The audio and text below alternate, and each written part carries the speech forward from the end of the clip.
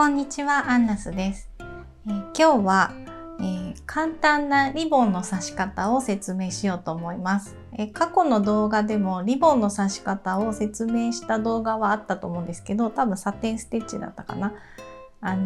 すごい簡単なやつをちょっとやってみようと思います。それでは手元の方にどうぞ。はい、では、リボンの刺繍ちょっと見てみましょう。作品がいろいろあるんですけど、これは毎月の刺繍で作ったバレンタインの刺繍ですね。ここにリボンがあって、だいたい私がリボンをやる時ってもうサテンステッチでこうやって細かく刺していくっていうことがすごく多くて、これもそうですね。ちょっと黒だから見えづらいんですけど、これもサテンステッチ。これも毎月の刺繍に図案置いてあります。これもともと刺繍キットにしてた図案ですね。でこれも毎月の刺繍に入ってるんですけど、こういう感じのリボンはとりあえずなんかリボンの絵を描くともうサテンステッチで埋めるっていうのがもう普通、だいたい私の場合はそうなんですけど、唯一やってないのがこれちょっともうピンクッションとして使ってるんですけど、コーチングステッチっていうステッチと、ここはちょっとふにゃっとさせたかったんでバックステッチでやってるんですよ。ここもストレートステッチでやってもいいんですけど、こういう簡単なのも全然こうね、図案の中では存在感がとても出ているので、こういうのもあるっていうので、今日は簡単なリボンの刺し方を説明します。で、6本取りの玉留めで始めます。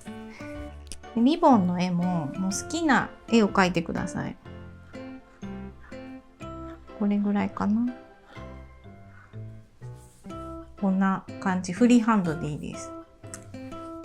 ちゃんと図案写すっていう方は写していただいて、どっか紙に書いたやつを写してもいいし、これも今毎月の刺繍に図案置いてあるんで、これやりたい方はエッフェル塔やってもらってもいいです。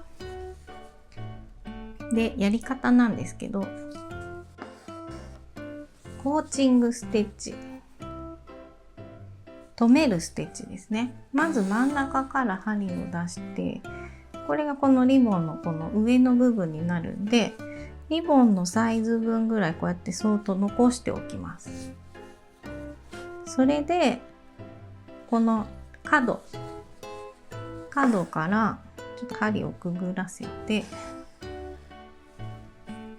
これぐらいかな。あんまり引っ張りすぎるとこっちも止めなきゃいけないので、これぐらいで一旦止めます。今ちょっと緩いですね。でこれをこっちで止めると結構きつくなるので、ちょっとこの時に微調整してください。ちょっときつすぎましたね。もう少し緩めます。なんか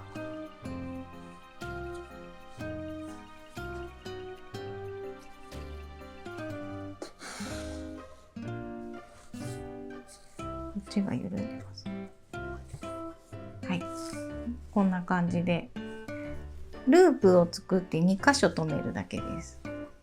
もうあっという間です。で、反対側もだいたいほぼ同じ穴に刺して、で1箇所留める。今ちょっと引っ張りすぎたんでもう少し緩くしときます。コーチングステッチって針2つで留める針とこの渡す針と2つ用意するっていう時もあるんですけど、もう1つでやっちゃいます。もう針1本でやっちゃいます。なんかフライパン1枚でパスタを作るみたいな、それぐらいの感じで気軽にやってもらって、でここはバックステッチでもいいし、なんか今はストレートステッチが可愛いかなと思ったので、こんな感じ。もうこれで終了でもいいですし、このなんか結び目をやりたい場合は最後にやってください。上から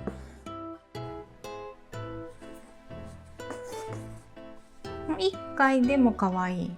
もうこれでいいかな。もうちょっと結び目太くしたい方は何回か刺してもらって、もうこれで出来上がりです。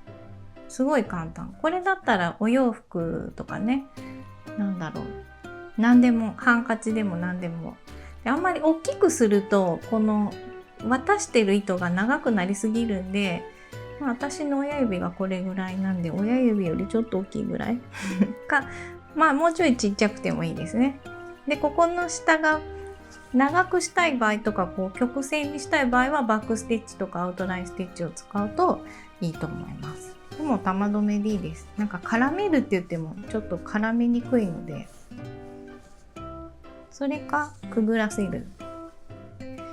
くぐらせて、この輪の中に通しておくとなんか玉留めっぽい感じになるんで、こんな感じ。